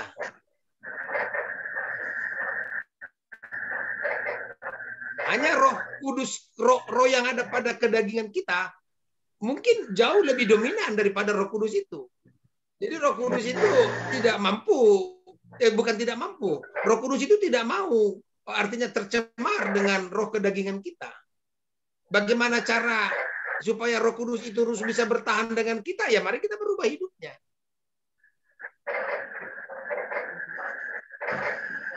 Tapi kalau Roh Kudus meninggalkan kita, menurut saya tidak mungkin. Dia tetap ada, karena itu janji firman Allah. Bahwa Dia tidak akan pernah meninggalkan kita sebagai seorang yatim piatu. Dia akan memberikan roh penolong yang akan menolong kita. Nah, kalau kita marah-marah, Roh Kudus ada nggak? Ada. Tetapi bukan Roh Kudusnya yang marah-marah. Roh kedagingan kita yang marah-marah. Ya Roh Kudusnya tetap aja mengawasi. Kalau menurut saya, bahasa ini kan yang Ibu tanyakan kan semua studi kasus. Toh? Nah, pendeta bisa marah-marah nggak? Saya bisa marah. Saya marah sama anak saya. Ketika anak saya nilainya jelek. Apakah saya nggak boleh marah? Boleh. Roh Kudus ada nggak? Ada.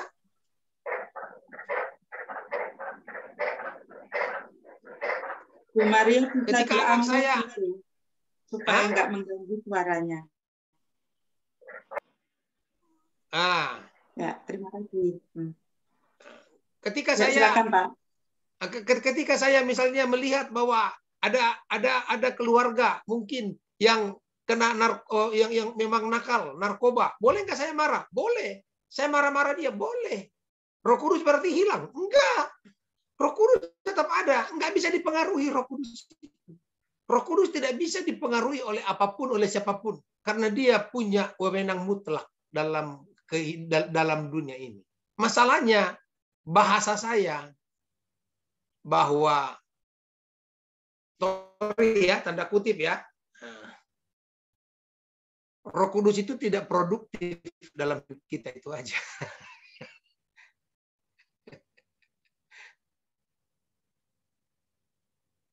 Oke. Terima kasih.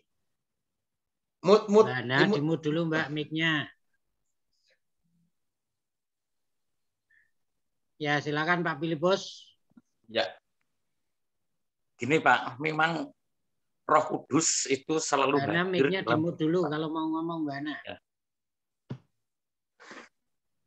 Roh Kudus itu Pak, tetap tinggal di dalam hati kita. Mungkin waktu kita dalam keadaan emosi, Roh Kudus pasif, ya, tidak berperan. Dan mengapa terkadang manusia, orang Kristen bisa jatuh dalam dosa, gagal melakukan kebaikan karena Roh Kudus diizinkan pasif, tidak aktif.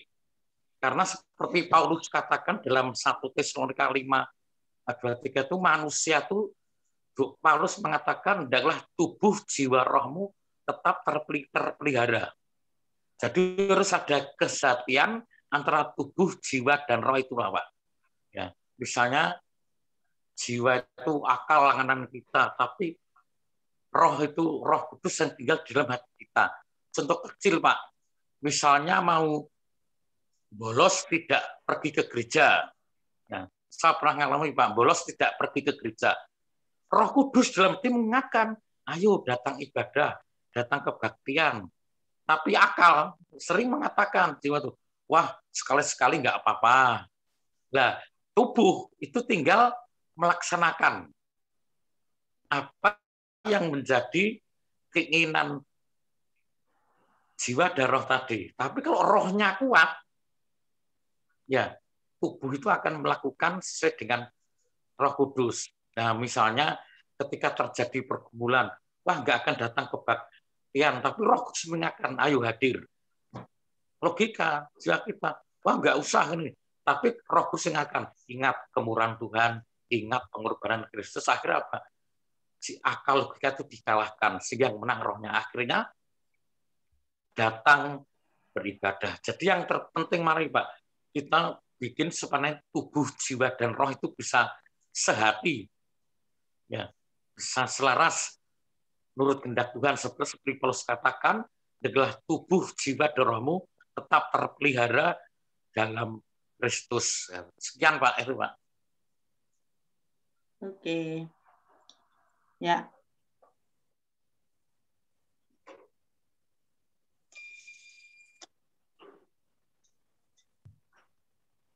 Ya, kita masih ada waktu sekitar 12 menit lagi. Moga Pak Edi. Ya. Ya, sudah. Pak Edi, silakan. Ya, silakan. Bagaimana kalau orang tidak percaya dengan Tuhan Yesus? Apakah Roh Kudus itu ada? Atau mujizat Roh Kudus? Apakah Roh Kudus itu ada dalam hati kita? Dalam hati dia yang tidak percaya Tuhan Yesus dan juga yang menghujat Tuhan Roh Kudus. Oke, Pak Agustin, silakan dijawab Pak Agustin. Ya, pertanyaan Bapak tadi, bagaimana kalau orang yang tidak percaya Yesus, bahwa apakah Roh Kudus itu ada pada dia? Ya. Itu tidak ada, Pak. Karena Roh Kudus itu adalah Tuhan itu sendiri juga. Jadi ketika percaya pada Tuhan, berarti dia tidak percaya pada Roh. Karena kita menyembah Tuhan itu bukan hanya dalam biasa, tapi menyembah Tuhan dalam roh dan kebenaran. Yesus roh tidak ada pada orang tersebut. Lalu mengatakan tadi Bapak menyinggung perihal tentang orang yang menghujat Roh Kudus. Saya sampai dengan hari ini, Pak, saya belum menemukan terminologi atau etimologi yang tepat tentang pengertian menghujat Roh Kudus ini, bagaimana sebenarnya sesungguhnya. Saya harus mengakui itu. Dan saya tidak tahu apa sih bentuknya menghujat Roh Kudus itu sampai dengan hari ini. Jujur, saya katakan, saya harus berkata jujur, saya belum bisa memastikan bagaimana sih penghujatan terhadap Roh Kudus. Nah, secara artinya bisa memuaskan jawaban setiap yang bertanya kepada saya. Kenapa? Karena hanya yang dihujatlah yang tahu bentuk penghujatan itu. Jadi kalau ada orang lalu saya katakan, oh kau menghujat Roh Kudus, saya tidak berani. Karena yang dia hujat bukan saya. Karena yang dia hujat adalah Roh Kudus itu sendiri. Tetapi yang pasti, Pak, bagi saya pribadi, bagi saya ya, apa itu menghujat Roh Kudus? Bagi saya, menghujat Roh Kudus adalah ketika saya tidak percaya dan tidak membuat Roh Kudus produktif dalam hidup saya. Itu pengertian saya, Pak. Ketika saya tidak percaya dan saya tidak membuat Roh Kudus produktif dalam saya, itu adalah sebuah penghujatan. Terima kasih, Pak. Ya, bagaimana Pak Edi?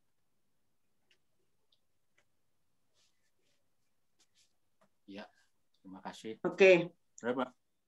Kalau saya menghujat Roh Kudus, sebenarnya kalau kita menghujat Yesus, sebenarnya menghujat Yesus, sebenarnya itu jadi keteladanan Yesus atau Tuhan Yesus sebagai juru selamat, dia nggak percaya. Itu menurut saya, masa Roh Kudus kan Roh dan Yesus satu-satunya, toh, bertunggal, toh. Nah itu, berarti kita menghujat Roh Kudus, menghujat Tuhan Yesus itu menurut saya. Terima kasih. Ya, itu pengertian kita nggak boleh berdebat masalah itu ya, karena nanti lain perbedaan, kita ada sisi lain yang dipercayai masing-masing, doktrin masing-masing kita hormati. Nah, sekarang saya mau bertanya pada Pak Agustin. Yesus itu kan Allah. Tetapi mengapa pada saat dicela, dihukum, dan dipermalukan, disakiti, bahkan disalib, dia tidak bisa apa-apa. Nah, ini tolong diberikan pengertian untuk kita semua, supaya lebih mengerti, dan yang bagi orang-orang yang belum memahami atau belum tahu Yesus, biar juga mengerti. Tolong dijelaskan, Pak. Ya, Yesus itu kita mencari Tuhan dengan benar. Ya, Yesus itu adalah Allah, adalah Tuhan 100%. Ya. Lalu ketika dia dihujat, ketika dia dihakimi, ketika dia untuk mendapatkan penghinaan, dia tidak bisa berbuat apa-apa. Ya memang dia sedang melakukan kehendak Bapanya yang di sorga. Sedang melakukan kehendak sorga. Dia tidak bisa melakukan yang lain. Itu sudah vonis, itu sudah bagian daripada rule of game-nya Yesus di Taman Getsemani. Dia sudah membuat penawaran.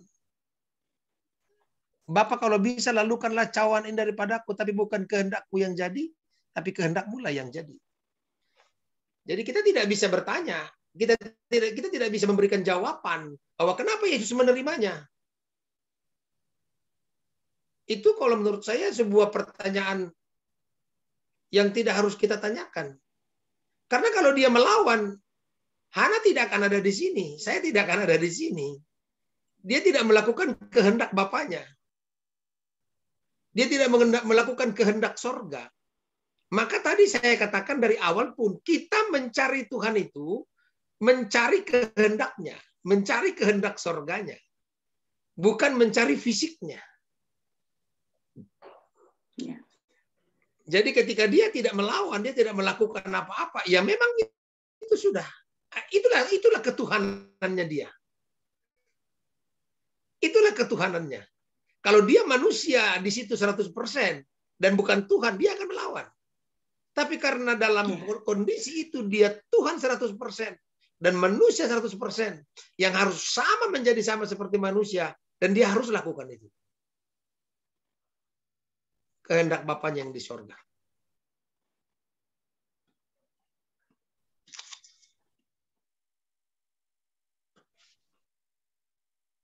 Saya pikir itu bahas jawaban saya. Oke.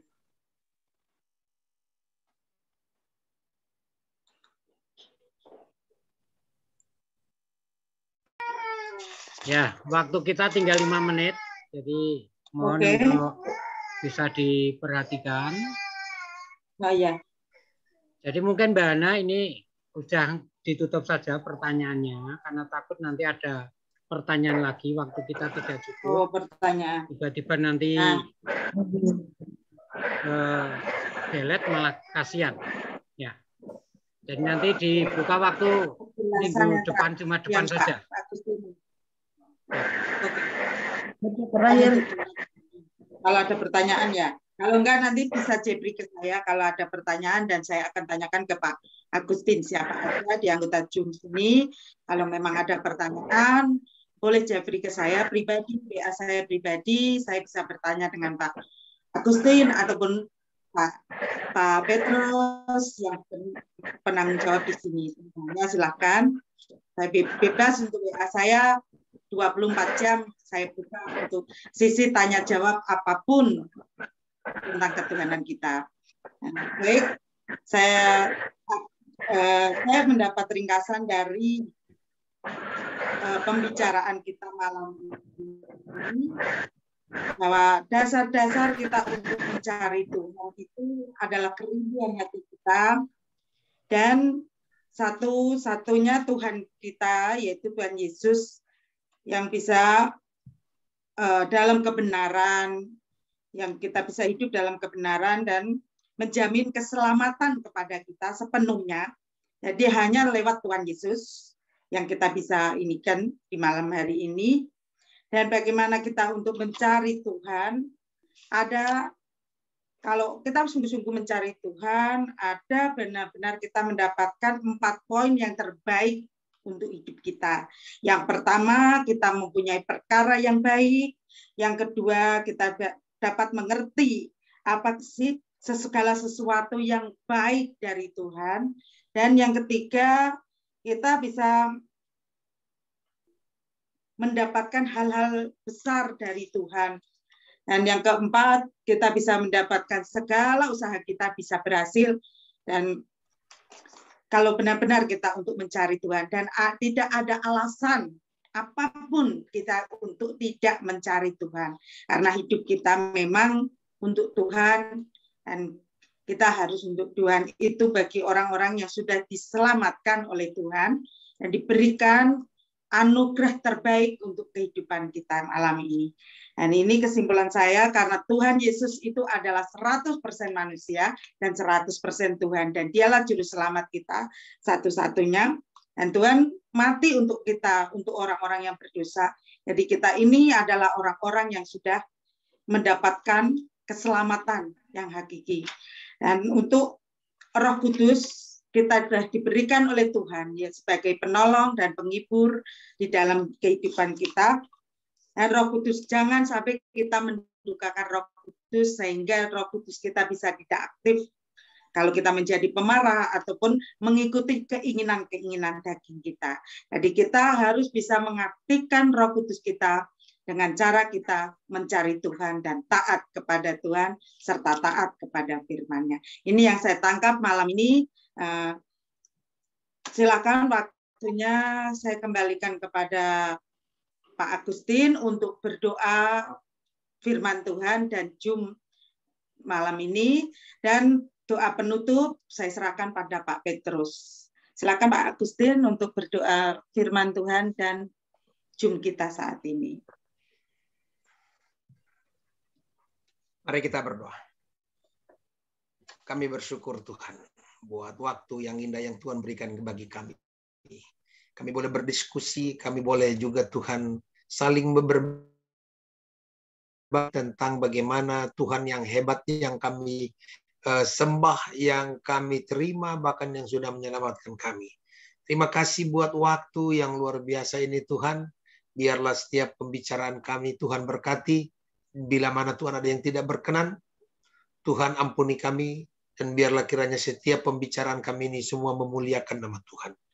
Berkati seluruhnya kami yang hadir pada hari ini. Berkati komunitas I Love Jesus Christ. Dan biarlah malam ini menjadi malam yang penuh damai, penuh berkat bagi kami. Nama Tuhan ditinggikan dalam kehidupan kami masing-masing. Dan kami boleh beristirahat dengan tenang. Hingga besok pagi kami bangun dengan sukacita menikmati berkat Tuhan. Dan terima kasih buat firman-Mu Tuhan, keterbatasan hamba. Biarlah Tuhan yang menyempurnakannya bagi kami semua. Dalam nama Yesus kami berdoa, kami terima berkat firman Tuhan malam ini. Amin. Mari kita berdoa. Silakan Pak Petrus untuk doa penutup. Terima kasih Tuhan, yang mengucap syukur kepadamu jika Engkau sudah menolong memimpin ibadah virtual pendalaman Alkitab malam hari ini melalui Zoom. Tuhan sudah boleh memberkati kami semuanya. Kami boleh disegarkan oleh pujian penyembahan yang sudah kami lantunkan di depan Engkau. Terlebih kami boleh diberkati lewat firman-Mu, menguatkan kami, untuk mengingatkan kami kembali. Kami boleh memiliki hubungan yang indah dengan Tuhan. Supaya firman-Mu tetap tinggal dalam kami, dan kami boleh merasakan jamahan dan pertolongan yang dari Engkau. Makasih berkati seluruh hamba-hamba-Mu tidak bergabung dalam Zoom malam hari ini. Berkati dimanapun mereka berada. Lalu kami menyerahkan hamba-Mu yang sedang percaya beritakan firman Pak Pendeta Agustin Harahap. Kami bersyukur Tuhan malam hari boleh memberkati kami semuanya, menguatkan kami untuk kami boleh tetap teguh di dalam Engkau dalam menghadapi apapun. Tidak ada alasan untuk tidak mencari Tuhan, karena Tuhan sumber segala-galanya. Tuhan satu-satunya penolong penyelamat hidup kami. Terima kasih Bapak. Sebentar kami mengakhiri. Biar Tuhan boleh mencurahkan berkat-Mu atas kami. Mulai malam hari memberkati kami semuanya. Pertemukan kami minggu depan, Jumat depan Tuhan. Kami boleh bergabung kembali, bersama kembali. Belajar tentang kebenaran firman-Mu. Agar kami semakin hari, semakin mengerti dan memahami akan setiap kehendak rencana Tuhan. Terima kasih Bapak. Di dalam nama berkat dan kami Yesus Kristus. Kami ucap syukur dan kami akhiri untuk pertemuan virtual Zoom malam hari ini. Dalam nama Tuhan, saudara semua yang diberkati berkata, amin. Ya, terima kasih Pak Pendeta Agustin. Terima kasih Pak. Melayani, memberkati. Terima kasih semuanya, Pak Filipus, menuangkan Maria, ya. Terima kasih semuanya. Rizka, Pak Aji Tamubolon, Pak John Frido, ya. meninggalkan kita duluan tadi karena ada tugas yang harus dikerjakan. Pak Edi, terima kasih. Ya, malam hari ini saya minta maaf karena waktunya dikurangi. Jadi harusnya itu lebih, tapi ini keliru setting waktunya, sehingga saya minta maaf ya. Jadi nanti untuk Jumat depan kemungkinan nanti kita akan buat 2 jam lebih nanti ya. Itu saja. 2 jam setengah. Biasanya 2 jam setengah memang ya, karena ini ada kekeliruan setting waktu saja ya. Terima kasih semuanya.